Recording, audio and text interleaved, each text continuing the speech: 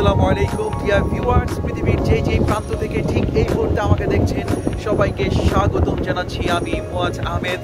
আমি ঠিক এই মুহূর্তে দাঁড়িয়ে রয়েছি রয়্যাল আলবার্ট ডকের সামনে, যেটি লন্ডন সিটি এয়ারপোর্টের পাশেই অবস্থিত। আপনারা ঠিক বুঝতে পেরেছেন, আজকে আমি এক্সপ্লোর করব লন্ডন সিটি এয়ারপোর্ট এবং তার আশেপাশের এলাকাগুলো। তাই ভিডিও শেষ পর্যন্ত আমার সঙ্গেই থাকুন। Let's explore with Muaz. Canning town অথবা পপলার থেকে উলউইচগামী যে কোনো ডিএলআর সার্ভিসে করে খুব সহজেই লন্ডন সিটি এয়ারপোর্টে যেতে পারবেন।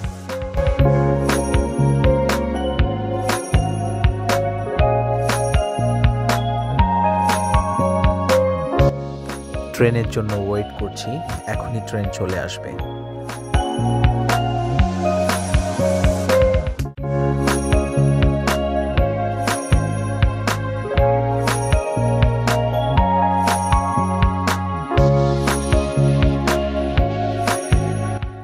দূর থেকে লন্ডন কেবল কার দেখা যাচ্ছে। অন্য একদিন কেবল কার নিয়ে ভিডিও করব।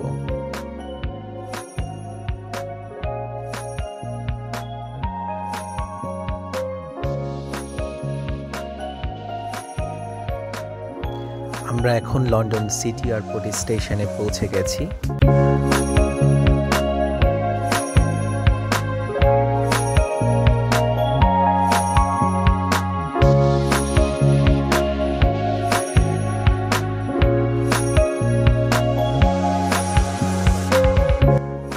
যাত্রীদের সুবিধার জন্য স্টেশনের নিচতলায় অনেকগুলো টিকিট মেশিন রয়েছে। আপনি চাইলেই ডে টিকিট অথবা ট্রাভেল কার্ড কেটে নিতে পারেন। স্টেশন থেকে বের হয়ে আমরা এখন ঠিক লন্ডন সিটি এয়ারপোর্টের সামনে চলে এসেছি। লন্ডন সিটি এয়ারপোর্ট খুব বেশি একটা বড় এয়ারপোর্ট নয়। ইনসাইড লন্ডন ওদের অনেকগুলো এয়ারপোর্ট রয়েছে, তার মধ্যে এটাকে ধরে নেওয়া হয় 5th বিজিয়েস্ট এয়ারপোর্ট। আর ওদের ইউকেতে আরও অনেকগুলো এয়ারপোর্ট আছে। ওভারঅল এটাকে ধরে নেওয়া হয় যে 14th busiest airport in the UK.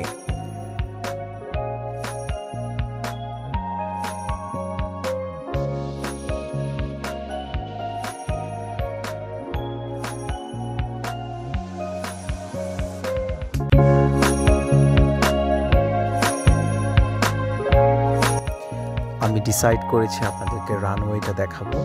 আমরা যেহেতু এয়ারপোর্টের ফ্রন্ট সাইডে রয়েছি, সো এখান থেকে রানওয়ে দেখানো পসিবল না। আর রানওয়ে দেখতে গেলে অবশ্যই আমাদেরকে রয়্যাল আলবার্টে যেতে হবে। সো আমরা আবার ট্রেনে উঠবো। আশা করছি খুব অল্প সময় আমরা রয়্যাল আলবার্টে পৌঁছে যাব।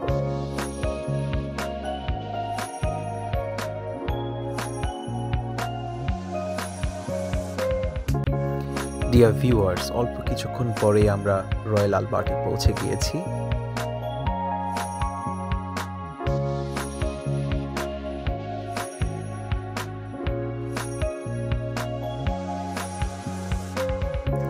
চলুন আমরা এখন রয়্যাল আলবার্ট ডকের দিকে যাই, কারণ ডকের ঠিক অপোজিট পাশেই রয়েছে লন্ডন সিটি এয়ারপোর্টের রানওয়ে, যেখান থেকে আমরা খুব সহজেই টেক অফ এবং ল্যান্ডিংগুলো দেখতে পাবো। শুরুতেই খুব সুন্দর একটা গ্রিন আমরা ওয়াকওয়ে দেখতে পাচ্ছি, একদম চোখ জুড়িয়ে যাচ্ছে। Hey dear viewers, I really apologize for the bad sound quality. It's because of the adverse weather. You can see the weather is very cloudy and windy today.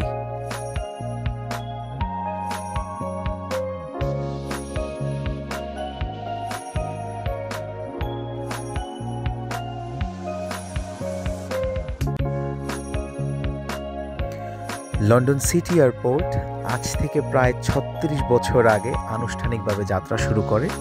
দিনটি ছিল 26th of October 1987।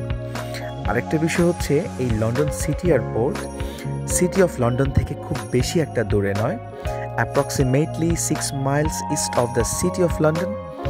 আর এদিক দিয়ে হচ্ছে 3 miles east of Canary Wharf. তো বলতে গেলে এটা খুব কাছেই সিটি অফ লন্ডন থেকে। আসলে বলতে গেলে লন্ডন সিটি এয়ারপোর্ট কিন্তু খুব বেশি একটা যে ছোট তা কিন্তু নয়। এর রানওয়েটা কিন্তু খুব বেশ বড়, প্রায় 1508 মিটার, যেটাকে আমরা কনভার্ট করলে হবে 4948 ফুট। বেশ বড়। আর তাই বলতে গেলে এখান থেকে ছোট বড় সব ধরনের এয়ারক্রাফট ফ্লাই করে। তার মধ্যে সেই বিখ্যাত এয়ারবাস A220, A318 এবং E195 অথবা E2 সিরিজের যে এয়ারক্রাফটগুলো আছে এখান থেকে ফ্লাই করে থাকে। এছাড়া 2022 একটি স্ট্যাটিস্টিক্স অনুযায়ী প্রায় 30,09,313 জন প্যাসেঞ্জার এই এয়ারপোর্টটি ইউজ করেছেন। এছাড়া এই এয়ারপোর্টটি প্রায় 150 একর জায়গা জুড়ে বিস্তৃত।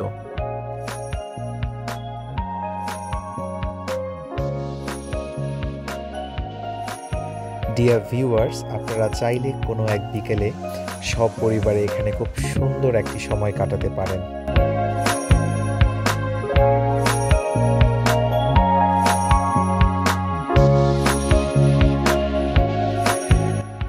একটি ইম্পর্টেন্ট বিষয় বলতে ভুলে গিয়েছিলাম, এই রয়্যাল আলবার্ট এরিয়াতে কোনো ধরনের ড্রোন ফ্লাই করানো যাবে না, ইভেন এখানে কোনো ফিশিংও করা যাবে না। ডিয়ার ভিউয়ার্স, আমি ঠিক এই মুহূর্তে দাঁড়িয়ে আছি রয়্যাল আলবার্ট ডকের সামনে। এরকম আরও দুটো ডকস রয়েছে এই লন্ডন সিটি এয়ারপোর্টের চারপাশে। তার মধ্যে রয়েছে কিং জর্জ ফিফথ ডক এবং রয়্যাল আলবার্ট ডক এবং রয়্যাল ভিক্টোরিয়া ডক। এই তিনটা ডকসকে ওরা একসাথে বলা হয় দ্য রয়্যাল ডকস। এগুলো ওরা 1855 থেকে 1921 পর্যন্ত এরা এগুলোকে বিল্ড করেছে এবং ওই সময়ে মোর দ্যান 100 ভেসেলস, এর মধ্যে কার্গো শিপ রয়েছে, এর মধ্যে প্যাসেঞ্জার শিপ রয়েছে, একসাথে নোঙর করতে পারত। কিন্তু ওয়ার্ল্ড ওয়ার সেকেন্ডের সময় জার্মান প্রচুর পরিমাণে বম্বিং করে এবং ওদের প্রত্যেকটা ডককে ওরা ধ্বংস করে দেয়। পরবর্তীতে ব্রিটিশ সরকার আবার নতুন করে সিদ্ধান্ত নেয় ওদের যতগুলো ডক ধ্বংস হয়ে গিয়েছে ওয়ার্ল্ড ওয়ার সেকেন্ডের সময়, এগুলোকে ওরা আবার রিবিল্ড করবে।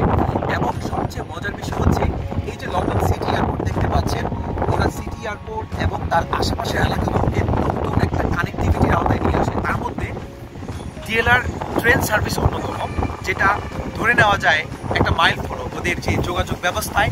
ইন্টার সিটি কানেক্টিভিটির জন্য ডিএলআর ট্রেন সার্ভিস খুবই ইম্পর্টেন্ট। এবং আরেকটা বিষয় আপনারা দেখবেন, এই ডকসগুলোর দুটা পাশেই ওরা খুব সুন্দর একটা পেভমেন্ট তৈরি করে দিয়েছে, ওয়াকওয়ে, যাতে ট্যুরিস্টরা খুব সুন্দরভাবে একটা সময় কাটাতে পারে এখানে। আর আরেকটা বিষয় হচ্ছে, আপনারা খেয়াল করবেন এই যে ডক আপনারা দেখতে পাচ্ছেন, এটা কিন্তু থ্যামস রিভারের সাথে কানেক্টেড। ইস্ট হ্যাম এবং ওয়েস্ট হ্যাম এই দুইটা নদীর তীরেই এই ডকসগুলো ওরা তৈরি করেছে, যেটা এখন বর্তমানে নিউহ্যাম কাউন্সিলে অবস্থিত। আরেকটি তথ্য অ্যাড করতে আমি ভুলে গিয়েছিলাম, আর সেটি হচ্ছে এই রয়্যাল ডকগুলো প্রায় 1100 একর জায়গা জুড়ে বিস্তৃত, যাকে কনভার্ট করলে দাঁড়ায় প্রায় 4.5 কিলোমিটার।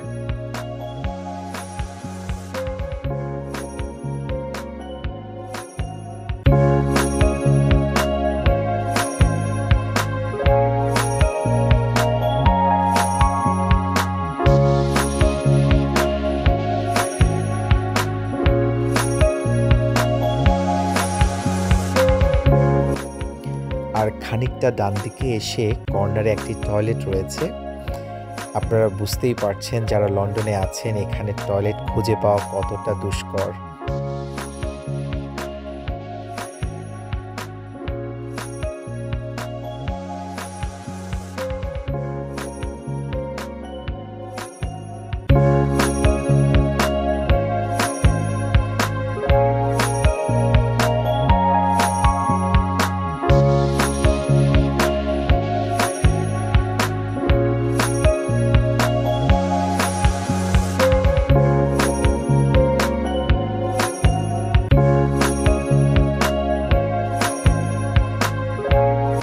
আর এখানে পাশেই একটি বড় হসপিটাল রয়েছে, যেটি নিউ হ্যাম হসপিটাল নামে পরিচিত।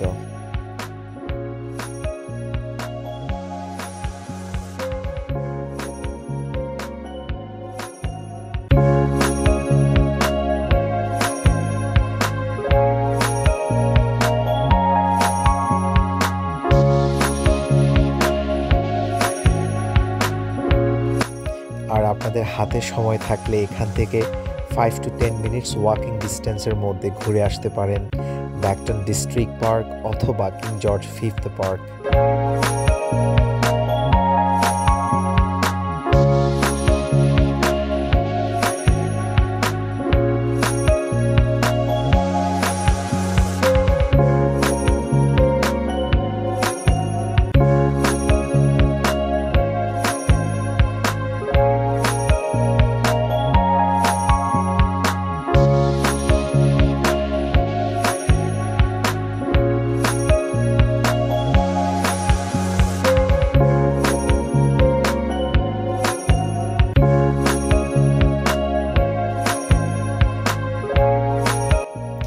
এখানে রাস্তার দুপাশেই পার্ক রয়েছে।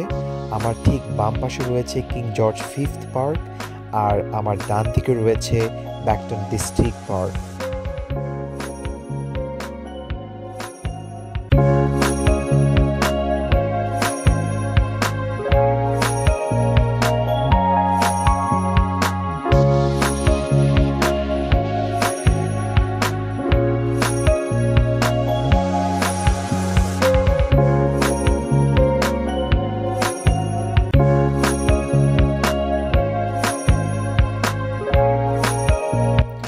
বাহ, কি সুন্দর একটি সবুজ ক্যানভাস, দেখতেই চোখ জুড়িয়ে যায়।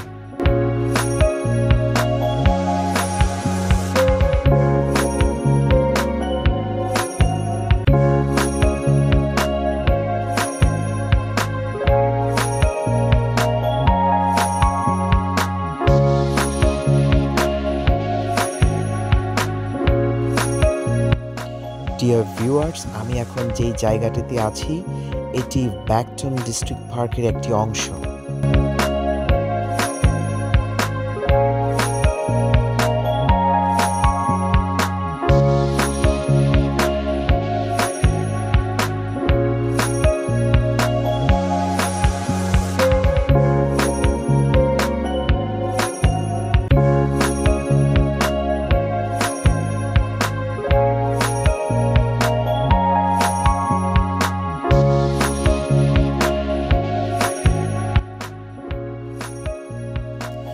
ডিয়ার ভিউয়ার্স, আজ এই পর্যন্তই।